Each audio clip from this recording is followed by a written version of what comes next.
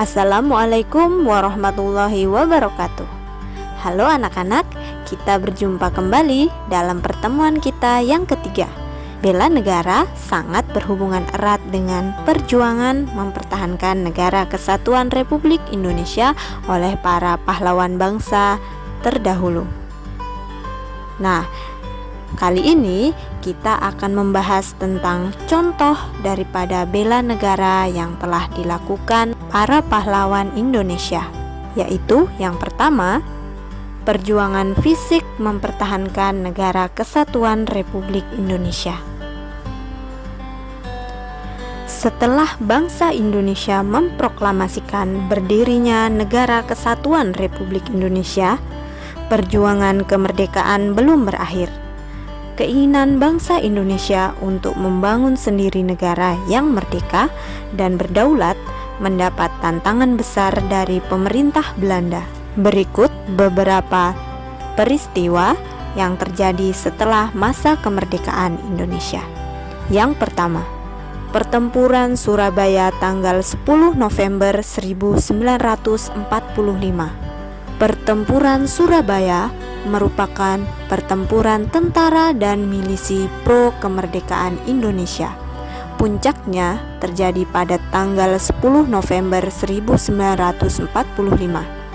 Pertempuran ini adalah perang pertama pasukan Indonesia dengan pasukan asing setelah proklamasi kemerdekaan Indonesia, dan satu pertempuran terbesar dan terberat dalam sejarah Revolusi Nasional Indonesia. Terjadinya pertempuran di Surabaya diawali oleh kedatangan atau mendaratnya Brigade 29 dari Divisi India ke-23 dipimpin oleh Brigadir Malabi pada tanggal 25 Oktober 1945. Namun, ternyata kedatangannya tersebut mengakibatkan terjadinya kerusuhan dengan pemuda karena adanya penyelewengan kepercayaan oleh pihak sekutu. Pada tanggal 27 Oktober 1945, pemuda Surabaya berhasil memporak-porandakan kekuatan sekutu, bahkan hampir menghancurkannya. Kemudian untuk menyelesaikan insiden tersebut diadakannya perundingan. Namun pada saat perundingan terjadi insiden jembatan merah dan mengakibatkan Brigadir Malabi tewas. Pada tanggal 9 November 1945, tentara sekutu mengeluarkan ultimatum yang isinya agar para pemilik senjata menyerahkan senjata kepada sekutu sampai tanggal 10 November 1945 pada pukul 6 waktu Indonesia Barat. Ultimatum itu tidak dihiraukan oleh rakyat Surabaya. Akibatnya pecahlah perang di Surabaya pada tanggal 10 November 1945. Bung Tomo melalui siaran radio mengobarkan semangat perlawanan pemuda Surabaya agar pantang menyerah kepada penjajah. Pertempuran ini merupakan pertempuran yang paling dahsyat yang menelan korban sebanyak 15.000 orang. Peristiwa 10 November ini diperingati sebagai Hari Pahlawan oleh seluruh bangsa Indonesia. Peristiwa yang kedua, perlawanan terhadap agresi militer Belanda. Belanda selalu berusaha menguasai Indonesia dengan berbagai cara. Berbagai perundingan yang dilakukan seringkali dilanggar dengan berbagai alasan. Untuk menguasai seluruh wilayah Indonesia, Belanda melancarkan agresi militer sebanyak 2 kali. Agresi militer pertama dilakukan pada tanggal 21 Juli 1947 dengan menguasai daerah-daerah yang dikuasai oleh Republik Indonesia, yaitu di Sumatera, Jawa Barat, Jawa Tengah, dan Jawa Timur. Indonesia secara resmi mengadukan agresi militer ini kepada PBB atau Perserikatan Bangsa-Bangsa Dan akhirnya atas tekanan resolusi PBB tercapailah gencatan senjata. Ternyata agresi kembali dilakukan pada tanggal 19 Desember 1948 yang diawali dengan serangan terhadap Yogyakarta, ibu kota Indonesia saat itu. Jatuhnya ibu kota negara ini menyebabkan dibentuknya pemerintah darurat Republik Indonesia di Sumatera yang dipimpin oleh Syafruddin Prawira Negara. Setelah Yogyakarta dikuasai Belanda, perlawanan bangsa Indonesia dilakukan dengan mengubah strategi dengan cara perang gerilya.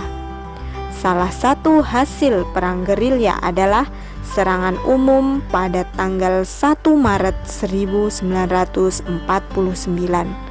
yang dipimpin oleh Jenderal Sudirman. Serangan ini memberi dampak bagi dunia internasional tentang keberadaan NKRI. Peristiwa yang ketiga yaitu Pertempuran Ambarawa.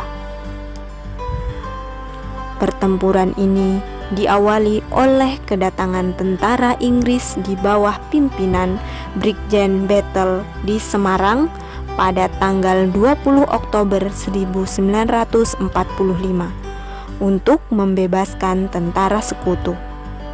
Karena sekutu diboncengi oleh Nika dan membebaskan para tawanan Belanda secara sepihak, maka terjadilah perlawanan dari TKR dan para pemuda. Pasukan Inggris akhirnya terdesak mundur ke Ambarawa. Dalam peristiwa tersebut, Letkol Isdiman gugur sebagai kusuma bangsa. Kemudian Kolonel Sudirman sebagai Panglima Divisi Banyumas terjun langsung dalam pertempuran tersebut.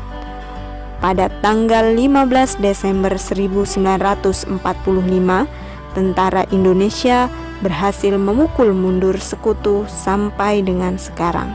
Karena jasanya, pada tanggal 18 Desember 1945, Kolonel Sudirman diangkat menjadi Panglima Besar TKR dan berpangkat Jenderal. Selain melalui perjuangan fisik, para pahlawan bangsa pun berjuang melalui jalur diplomasi. Perjuangan melalui jalur diplomasi ini dilakukan melalui berbagai perundingan terutama dengan Belanda. Tujuannya yakni agar Belanda mengakui kedaulatan Indonesia sebagai sebuah negara yang merdeka dan mempunyai kedudukan yang sama dengan negara lainnya yang sudah terlebih dahulu merdeka.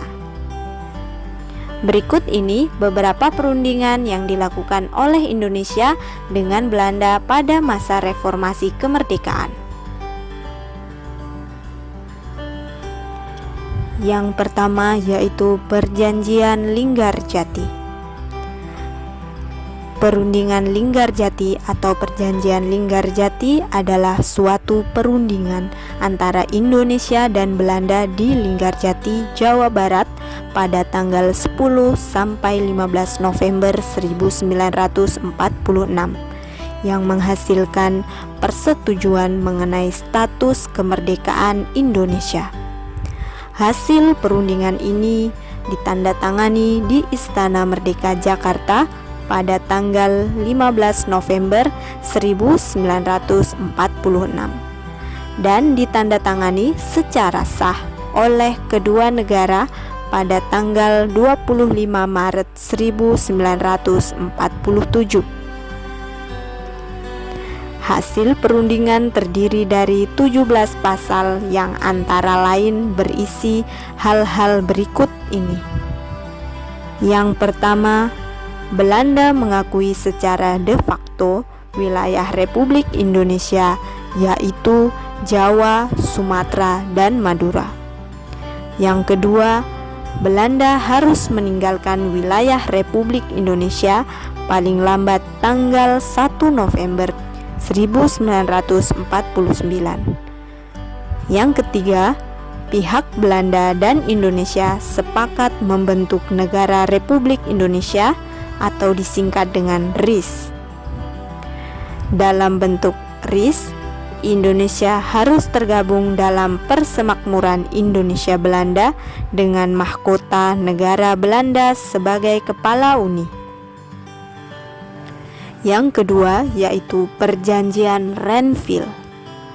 Perjanjian Renville diambil dari nama sebutan kapal perang milik Amerika Serikat yang dipakai sebagai tempat perundingan antara pemerintah Indonesia dan pihak Belanda.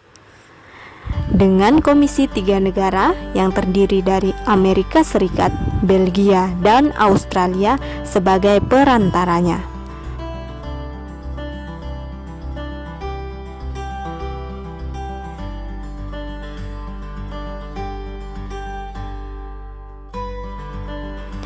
Adapun isi perjanjian Renville itu diantaranya sebagai berikut. Yang pertama, Belanda tetap berdaulat sampai terbentuknya Republik Indonesia Serikat atau RIS. Republik Indonesia sejajar kedudukannya dalam Uni Indonesia Belanda. Yang ketiga, sebelum Republik Indonesia Serikat terbentuk, Belanda dapat menyerahkan kekuasaannya kepada pemerintah federal sementara. Yang keempat, Republik Indonesia menjadi negara bagian dari Republik Indonesia Serikat. Tentara Indonesia di daerah pendudukan Belanda harus dipindahkan ke daerah Republik Indonesia.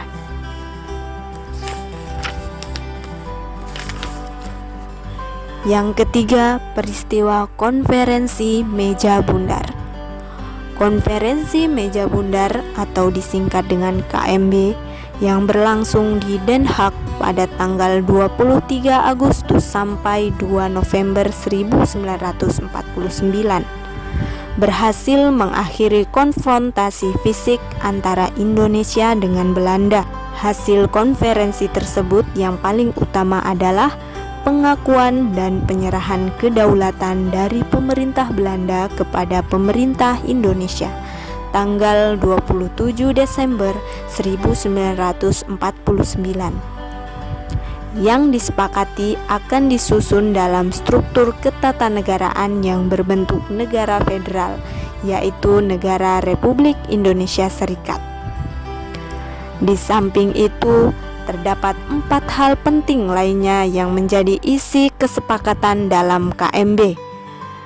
Pertama, pembentukan Uni Belanda Republik Indonesia Serikat yang dipimpin oleh Ratu Belanda secara simbolis.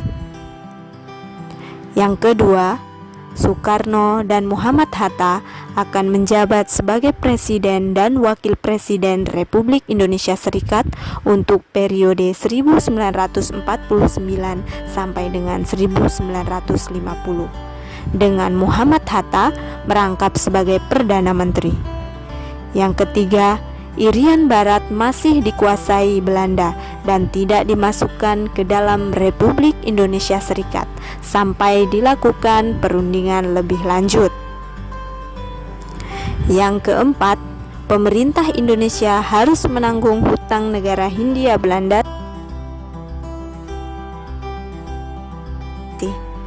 Perjuangan melalui perundingan membuktikan bahwa bangsa Indonesia adalah bangsa yang cinta damai. Kita tidak mengutamakan kekerasan dalam menyelesaikan persoalan. Hal ini sesuai dengan budaya bangsa Indonesia yang tercermin dalam ideologi Pancasila. Kita mengutamakan persatuan dan kesatuan, mengutamakan musyawarah dan mufakat.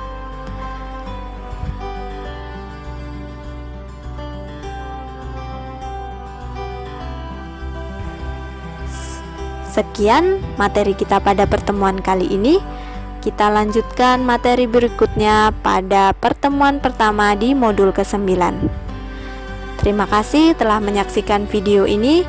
Mudah-mudahan materi yang disampaikan dapat bermanfaat dan dapat dipahami oleh kita semua.